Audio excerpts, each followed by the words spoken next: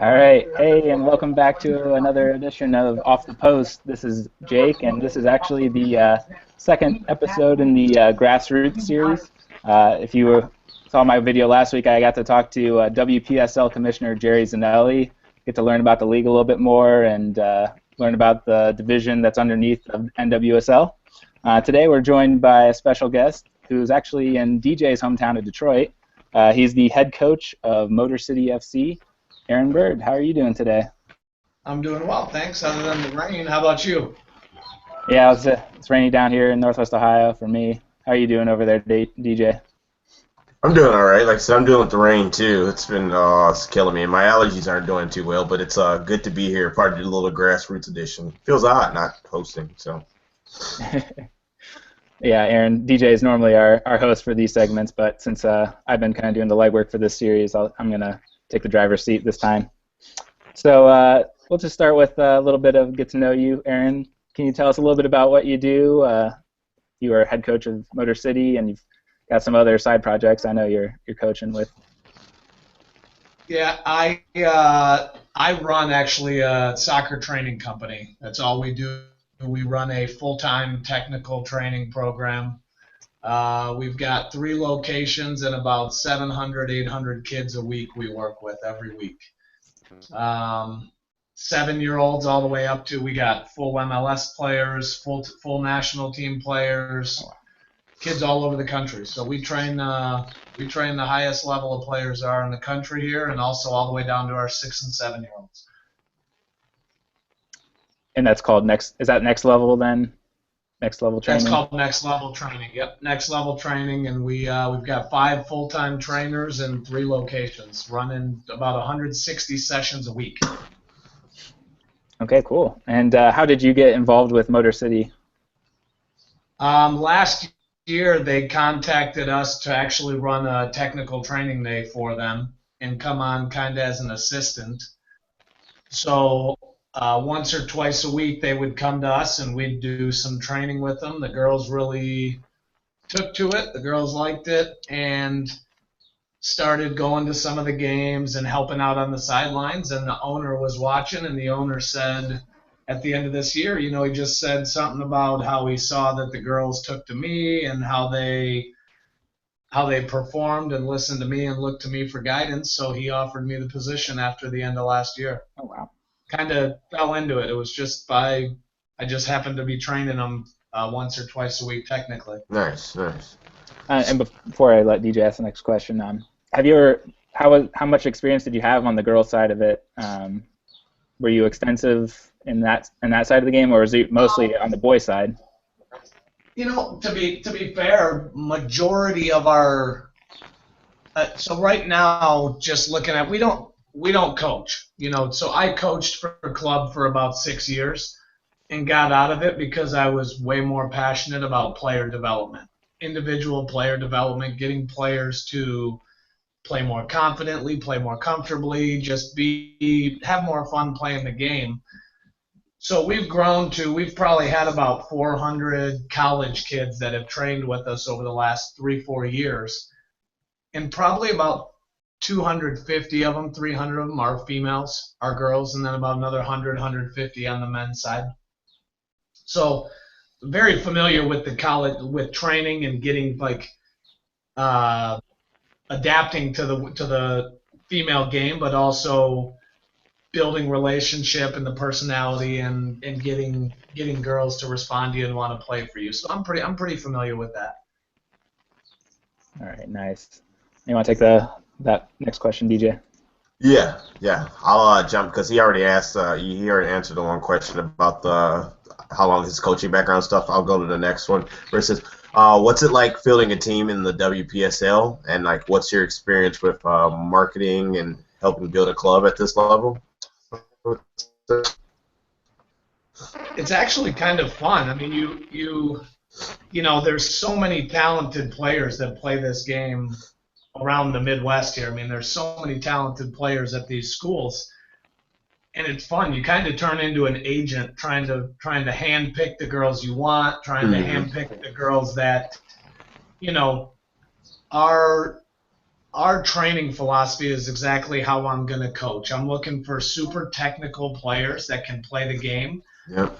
but we are huge on mentality, attitude, work rate, character, how you present yourself, stuff like that, to where there's some super talented players that I know that just don't have the greatest work rate, and that Mm-hmm. just doesn't fit my mold of players that I'm looking to come in and just be workhorses, be able to pass, play, move, trap, do everything that that people like to watch.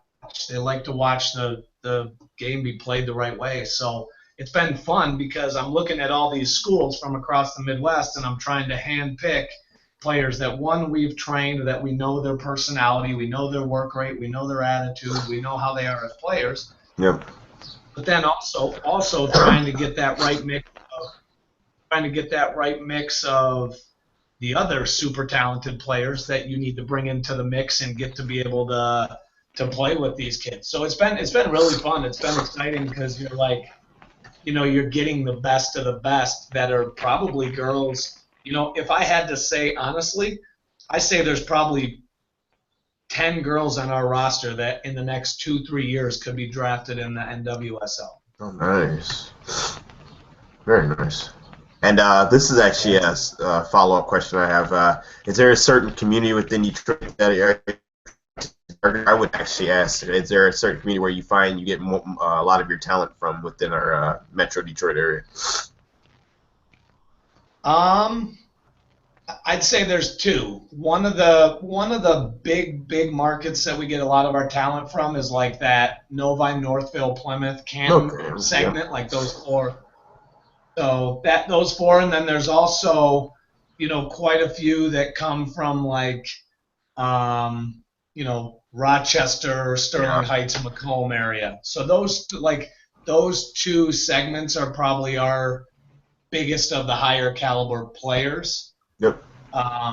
But we've got girls on the roster this summer that are from California, Florida, Mexico, West Virginia, Ontario, Toronto, stuff like that. So we got players playing this summer that are from all over. All right. Sounds good. Yeah, and I understand, like I say, because that Rochester stuff very other players back when we were in when I was in school and stuff too. So understandable. Jake. Cool. I'm going to backtrack a little bit. Can you give us a little bit of history on Motor City FC? I don't know how they've been around for a few years now, and how did they? Do you know how they got started and how they got established in Detroit? The owner of the team, and like I said, I've been involved for a year now. I knew they were around a couple years ago. The owner of the team is just a soccer aficionado. He loves soccer, passionate about it. Older guy, so just no horse in the race. He just likes soccer. He owns a men's team also on the men's side in that league. The same league as Detroit City and those guys, Lansing, Ann Arbor. Okay. Yeah. Michigan Stars, right? Yeah, Michigan Stars. So he's a soccer nut. He loves it, and he started the team, I believe, 3 or 4 years ago.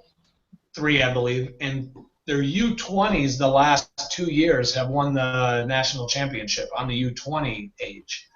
So, that's a good feeder system for us to get these kids to come through the 20s and then be able to, provide them the women's side of the Motor City in the semi-pro league. So, it's a good feeder system for us, and we've had good success with it. So, they won the national championship last year and the year before. So, it's had some good history. Now we're just looking to get that women's semi-pro team to that same standard.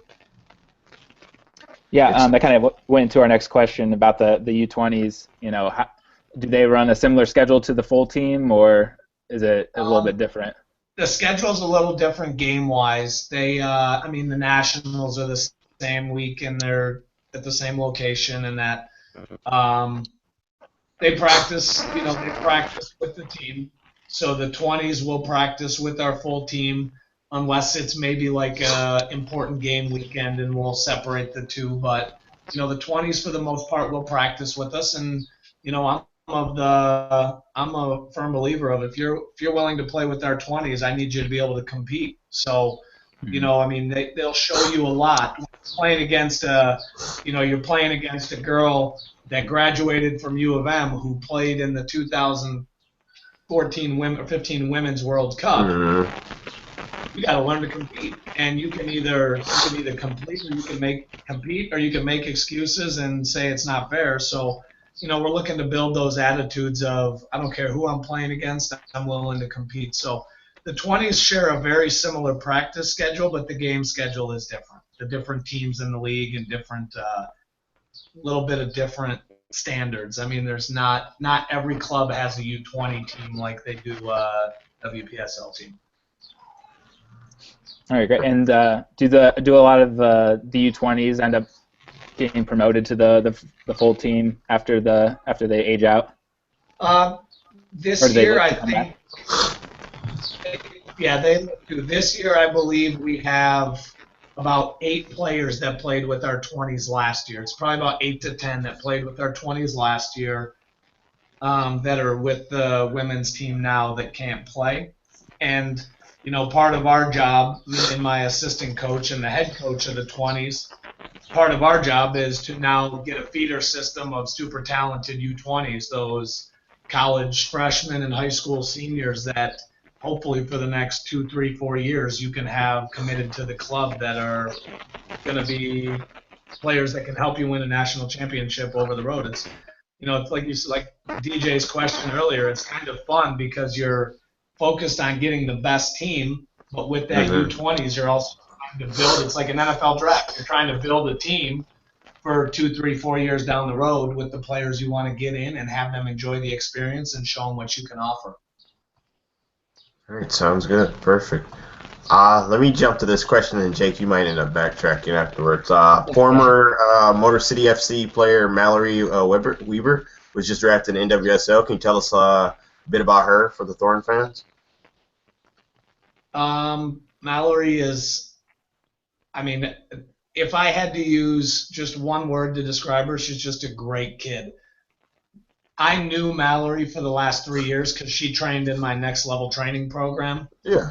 So having her with Motor City was just something kind of fun for me because I got to work with her inside the actual game, not just in the training field one-on-one. You got to see her in the actual game and try to, mold her game. And she's the kid that's always asking to do more. She's always looking for help. She's always looking for what can I do better. She's always looking for advice. She's just such a great kid.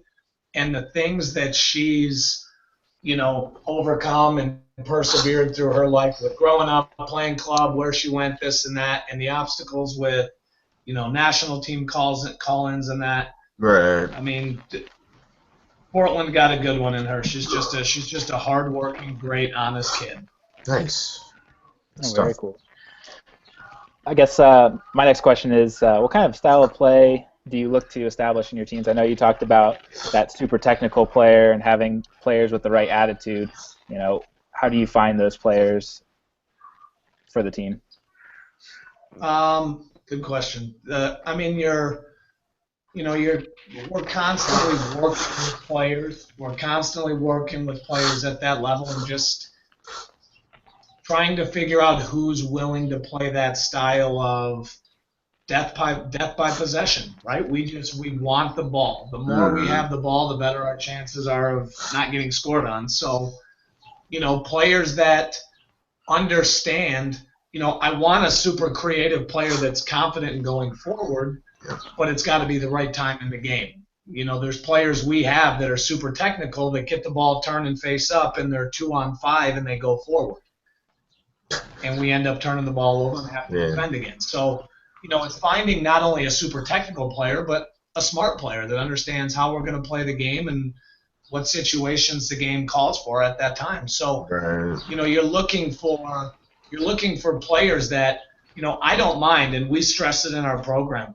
I don't mind my players making mistakes all game if it's the right decision and it's just lack of execution, because then our job becomes we got to make them execute. We got to make them more comfortable in those situations to execute. They're making the right decisions. It's just not executed properly, and that's where, our job becomes, okay, now how do we fix it? So, looking for the right technical is also a mentality of the style of play that player plays. So I, I'm excited for you guys to come out to the game because I think you're going to love this style of soccer. If you guys are as big as soccer aficionados as you're doing this show and doing that, you're going to like the style. You're going to enjoy the way the girls play and the way that Nice. look to play. Sounds good then. I'm looking forward to it already now. Yeah. One question that kind of bleeds off of that. So what's the dynamic between sending the players between Motor City and then back to their colleges, if they're still at the collegiate level? Are there coaches kind of praising them when they come back, having played during the summer and kept fit, or is there like a kind of a clash of styles? They're playing one certain style with you, and then they have to go back and play a kind of a more athletic, fast-paced. I know in the college system they don't limit substitutions, so sometimes coaches will just burn their players out and then sub them. Is there a style clash? You know what? And this being my first year, I haven't experienced that yet, but I will tell you the funny thing that I find is I remember me playing growing up, and you couldn't tell me to take a ball off my foot. I wanted to play. After practice, I came home and played. My buddies and I got off the bus and played. You couldn't tell us to stop playing, and our coaches loved it. Now, I talk to college coaches like, hey, I'm thinking about signing so-and-so for the summer. What do you think? And these college coaches are like, well, I only want them to really play 3-4 games this summer. I'm like, no, want them to play. Yeah, I don't want them to get burnt out. I don't want them to get tired. I don't want them to get this and that. And I'm like, we need our kids to play. At the end of the day, these kids have got to touch a soccer ball in a competitive environment. These kids have to be playing against each other. So, and then there's other coaches that contact you and say, listen, we want our kid on the roster. We want them to play every waking minute. We want them at every practice game they can get in, this and that. So, it's a difference of opinion, which you're going to have at every single level of every avenue of life. But to me, if I'm a college coach, my style of play won't change. But if I've got a kid that comes back to me that's just overall more comfortable with the ball, they can try. First touch is better. They pass better. They're sharper. Their crosses are better. Their shots better.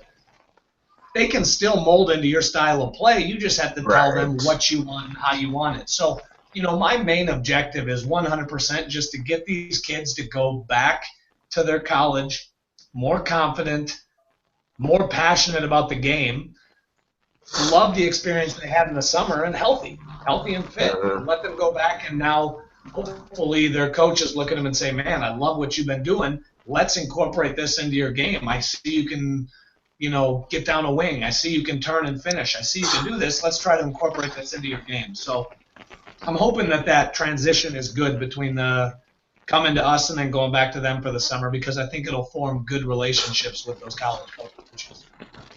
Great. And I got one more style question before I hand it back to DJ. So this is kind of a bit of an existential question, I guess. Do you think that where players come from, like their cities, affect their style of play? Like, is there a specific style of play that you would like associate with a player that came out of Detroit? As I coach youth soccer here in Northwest Ohio, and we're kind of corn-fed kind of football country. So our parents are very like, we want our players tough. We want them to, play smart, but we're really about athleticism. And if somebody is trying to be a flair, technical player, and they mess up, their parents kind of chastise them a bit because they don't want them to mess up. They want them to they don't want to lose the ball and try something out of the ordinary, I guess. So do you see like Detroit making a different style of player? They've got such a different, it's an urban city. They've got the Middle Eastern influence as well. Is there a certain style that your players end up having as coming out of the youth days? I think you make like an awesome point that I could preach on for 20 hours a day for the next 365 days. Is I don't necessarily know if it's a city I mean, you look at like players that I've played with when I play in Detroit, or guys that came from Detroit that played in ours. They're very confident. They're very good with the ball. They more lack the discipline side of it. They more lack the discipline, and not discipline in just their attitude mentality, discipline in when to do that, when to do those things, when to be creative, and when to show your flair, when to show your just possession simple style. I think the number one thing is when you talk about pigeonholing players based on, like you said, being tough. We want our kids tough and this and that. And this team wants their team to play very direct, and this team wants their team to play skillful. I think it's more a club and coach's philosophy. And I think the number one thing that drives me crazy about this game is, like you just said, Jake, is a kid wants to try something creative, wants to take somebody on, do a, Cristiano Ronaldo roll, step over, push, and try to take somebody on. If it works, our coaches are saying, man, that was awesome, that was so beautiful, that was brilliant. If it doesn't work, you're screaming at the kid, pulling them off, putting them on the bench. Yep. So, like, if I'm a kid, the first time I do it and I get yelled at, I don't want to do it anymore. Even if it's the right time. So I feel like through the American developmental system that we have going on right now, the path that it's taking, we're not creating creative players. You look at all this rave Christian Ulysses is getting. Yeah, I was just about to say that. Because of his style. Yep. We don't have any more of those. There's no more of those. You watch our U20s. You watch our U23s. You watch our full national team. And I can tell you right now that I've got kids in my program that are 19 years old, 20 years old, 21 years old, that when I watch our 20s and 23s are better than that, but they don't play a hard-nosed, direct system. They're very creative, very dynamic players. And I'm looking at this when I jump in and play with them and say, I don't want to defend that guy. I don't want to defend him because he can flat out play. Yeah. But they don't get called into our systems because they're not our prototypical hard-nosed center back that can win balls, knock a 50-yard diagonal, and and do that. Like, I'm looking for players that, and to go on your point, I don't know if it's an area thing, if it's more just our American style has become, we coach to win, we coach to win, we coach to win, and the flashy, take somebody on one-on-one, Lionel Messi, Neymar stuff is not for us because it doesn't help us win. Right. So, to me, it's frustrating because there's a lot of talented players that never reach their potential because of being held back on playing their style. I feel like coaches develop a player's style more than the player gets to develop their style. Lionel Messi wasn't made by his coach because his coach said this is how you're going to play. That's his style of play, and a coach let him go with it, right? So we do that too often, and that's, to be honest, that's kind of why I got out of coaching. Sorry, DJ, one more question on this because this is a fascinating topic for me anyway. So when you guys bring the team together at the beginning of the season, do you have like a team style of play that you look to implement, and then you kind of assign players different types of roles that they should look to adopt within the system, or is that too structured? Is there more freedom allowed for each player, or is it? What's funny is I don't even know how to answer that question because this is where I'm looking at my job like, man, I'm super excited to train these kids and work with these kids and coach them and get this. I've got probably 17 of my players that are from out of state, out of school, whatever, that don't even get in until May 18th. Mm-hmm. And our first game is May 21st. And I'm sitting here like, okay, so I have one day to figure out who can play together, who can do, like, what styles go together. So, I'm going to try to give them all the freedom they want. Right. But I don't even know. There's girls that we've signed that are, national team players for their home country, Canada, stuff like that. that I've never seen play. They came on coach's recommendation. Okay, okay. She doesn't get in until May 20th. My first game's May 21st. So I won't even see her before my first game, and I'm sitting here going, well, who's she going to play well with? Who can she play with? How is she technical enough? Is this so? You know, it's funny because I had this whole plan in my head of, okay, first practice we're going to work on just trying to get people introduced to each other and figure out what type of style they like to play. Right. Second week we were going to do this. Third week we were going to get into, okay, we're going to play and put together different lineups and go with it. And then I'm getting emails from these girls like, hey, I'll be home on May 18th. And I'm like, okay, well, scratch that idea. So, you know, it'll be interesting. It should be fun. It should be fun. Sorry. This so is. I don't know. No, sorry, answer your question. This is my last question on this style topic. But have you tried to? I know that you've. You know, I follow the Twitter feed, and you know, you're slowly releasing that you've signed players. And I think you guys are up to 12 now. Have you gotten that group together? Maybe like try to get them on a conference call, or have you had them interact with each other before they come in and get to see each other in person? Luckily, most of the ones that we're releasing now are girls that have come through my program that kind of know each other. All right. Yeah. That have been with me. I mean, some of those kids have been with me since they were 10 years old. All right, so I mean, I've had some of these kids for 8, 9 years, and you know, they kind of know each other, but that doesn't mean they play together. That doesn't mean they know each other's style of play. It doesn't mean they know any of that. So no, I mean, we haven't gotten together at all. I will tell you that I did a mock lineup to where I'm trying to put together a lineup, and I'm thinking about my formation, and I've got 9 players in these 3 spots. I've got 9 players in these 3 spots where every single one of them is a national team player, All-American, first team All-Big Ten, All-Region first team stuff. I'm like, I got these 9 players, and I go, I got to pick 3 of these? Right. I mean, I'm looking at this roster saying, I mean, we've got a lot of talent. I mean, the depth is good, so it should create a super competitive environment, right? Yeah. Girls should say, Yeah. you know, it'll show. Like I said to you, there's 10 to 12 girls that could be drafted into that NWSL the next 2-3 years. That this type of environment is exactly what they're going to have to succeed through. Right? Mm-hmm. You're playing for one position and 9 players that are at this level. Who are you? What type of player are you going to show? Are you going to be the player that battles, competes, and wants to win, or are you going to be the player that rolls over? So those are types of things we're looking to find and look to see who's going to win those positions, who's going to do that. And the good news is we have the depth.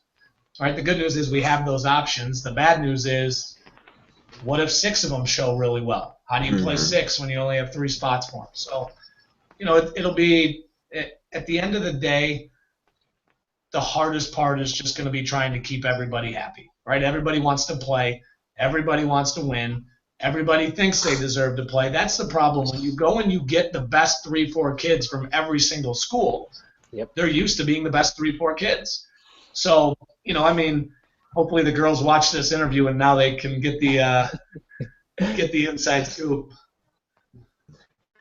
Yeah, definitely. It's definitely managing egos at that point too. You know, people aren't used to having to sit the bench, and then you have to manage minutes to make sure everyone's still happy. And well, definitely the good news on the schedule is, you know, like I said, my main objective is to send everybody back healthy, fit, confident.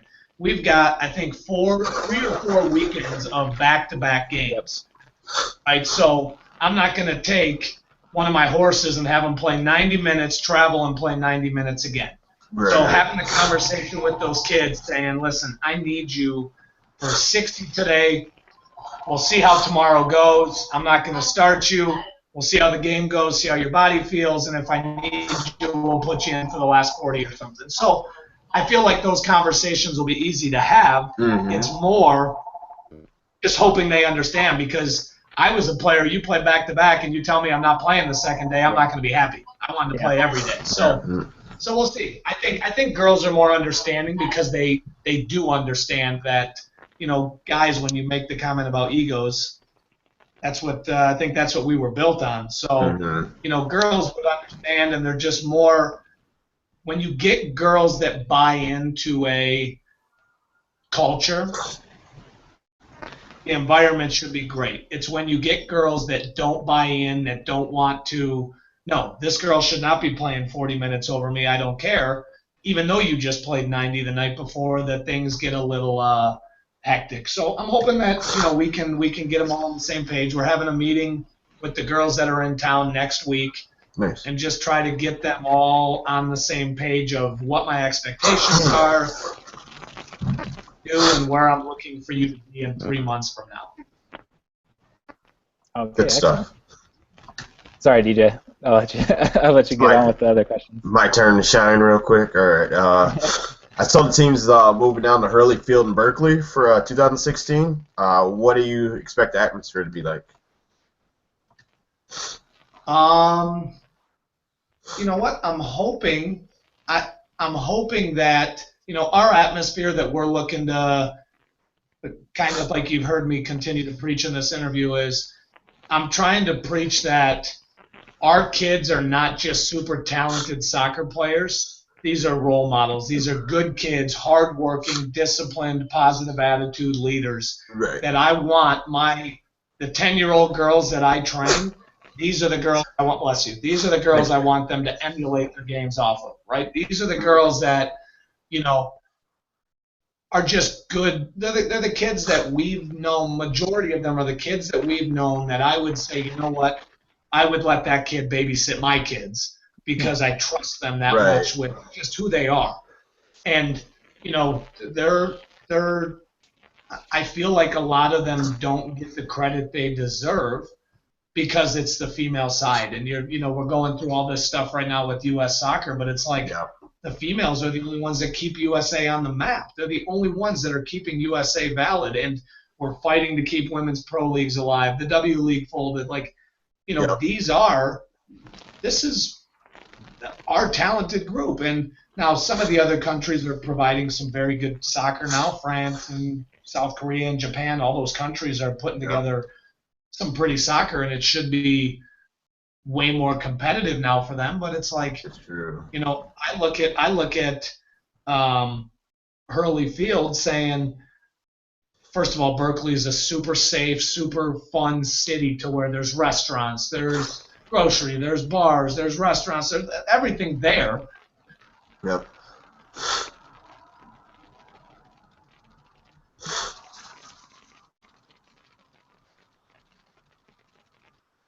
DJ, you still there with me? Yeah, I'm still here. Oh man, looks like we're having a little technical difficulties here at the moment. Maybe it'll pop back in. We can just. Da da da da da da. I love it when we're live. At least this is good, but no, I feel like I guess I'll talk real quick about it. Yeah, it seems like we got some real good questions answered by this. I think it's going to be a good experience for me and Jake when we head down to the field, because I really want to see how he spoke of Americans actually building that technical side of things. We don't get to see that. What do you think about that, Jake? The whole his focus on technical side of everything. Yeah, it definitely sounds like it'll be a very very exciting team to watch. I was going to mention this later, but last year they ended the season with a 9-1-1 record. Let's see if Aaron, are you there again? Well, looks like Yeah, he's he's almost there. right. Yeah, it'll probably take him a minute. What were you saying, Jake? Yeah, I mean, it was definitely a competitive team last year, and last year they in their regional tournament. So what happens is the league is very regional based. So everyone plays in a region, and then there's 4 regions: a central, a west, a south, and east. And in their region, they lost to the eventual winners, which were the Chicago Red Stars reserves. So hopefully that they can challenge again and be an exciting team to watch going forward. Yeah, with the whole thing with the national team stuff being there, I think it's going to be exciting just to actually see them out in the field. if they have NWSL talent, it's going to be interesting to see which of these people you can probably see how much they stand out compared to the other performers on the field. And if they do actually make that jump, it would be nice to be kind of on the ground floor interacting with these players and seeing how far they go. So I think it'll be pretty good. Let's see if he's back with us. Yes? No? Think not up, Jake. What did you say? No. What a bummer. Brian, you want to wrap it up then? I'm gonna wait just one more minute to see if we can connect some audio again. That's fine. I'm sneezing such a and everything, my allergies, but this has been a cool interview. I've really enjoyed it. I really enjoy talking about the development side of the game and yes. the idea of how you develop players, and the WPSL is a very crucial tool for players who are age 16 to 22, 24. I know there's a team in Indiana near South Bend, FC Indiana. They've got a couple high school players that they've got playing with them. Looks like I'm texting Aaron, and he says he can hear us, but we can't hear him, unfortunately. Oh, so it's just the technical issues. All right. All right. Yeah. And he sees us too. He sees us, but we cannot hear or see him. I wonder what's wrong. Do you have is there like a mute button that you've got on? No, well, I don't even see his picture even. And let me see. Yeah, he's not muted. I don't even see his picture. It's just like blue. His picture says OTP. Do you see the same thing down there? Yeah, it's nothing. It just didn't load up for some reason. Let's see. While you're doing that, I'll talk about other OTP things. Next week we will be back on 6:30 p.m. Eastern time. We're discussing some more NWSL action. The usual. It'll be week 4. You can check our picks for player of the week and the other stuff. Should be good to go with that type of thing. Just be sure to tune in. Also, I'm guessing down the road you'll get another That Spirit fan, and hopefully you've been liking Jake's takes as always too. These are all been good segments. We'll just check right in real quick to see what we're looking at. What's up, Jake? He's trying one more time to see if we can get reconnected. Sorry about this technical difficulties, folks. I feel like this is one of our most interesting interviews that. No, it has been. It has been one of the top ones because, like I said, this is the side that I enjoy the most too. When you're talking about development, because it's so overlooked a lot of the time. Also, people, if you haven't checked us out on SoundCloud, we're now on SoundCloud, so it makes it a bit easier for you if you want to just listen on the go. Well, so that was the time of me blowing my nose. Also, if you have any questions for DJ, which we know you do, you can use the hashtag DJRedCap. Oh, I'm sorry. I need to stop promoting that hashtag. What did DJ Redcap? I promote that hashtag so hard lately. You're not even wearing your red cap tonight. No, I wear this one sometimes because it's red, but I'm not wearing my, the truest red. Okay. This is my secondary red cap. What's he saying? It says the green quote box is shaking. I think that's the Google Hangout button.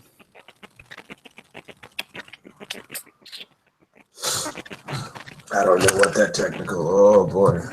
Oh whoa. Yeah, I pulled my his computer. Yeah, I don't know what that technical issue is. No, so the green. All right. I think what I might do is if he doesn't come back here in the next minute, I might call him back and record a little bonus episode to tag along with this. You want to do the little use the little chat thing? Okay, yeah, just get the final little parts of it. That'll be perfect. The people are listening to us have this discussion. It's fine, people. This is called live. Yeah, it's fine. So we're gonna get a little bit of the. Jake's gonna call it back and get the tail end of it or whatever of the questions we didn't ask. I think it was 2 more you're gonna ask him. I think or so, 2 or 3 more or something. Yeah, there's a couple wrap up questions. Yeah. Kind of get a take for the rest of the year. And for those who don't know, DJ and I are actually planning on attending their home opener on May 22nd. They are playing Steel City FC, which is, if anyone listens to the Women's World Football Show, Adam Barlow is an adopted Steel City fan. So hopefully maybe we can get some banter going with him. And we're actually going to have him on for down the road, too. So that's going to be exciting, actually. We're definitely going to have a little banter between them. I know his adopted city in Ohio, and then the United States is Pittsburgh. So Oh, Steel what was City he? What was he FC and thinking? Motor City FC can have a little bit of a Rust Belt derby going on here. I already So don't like the guy now. No, I'm just joking. I love them. Their show's cool.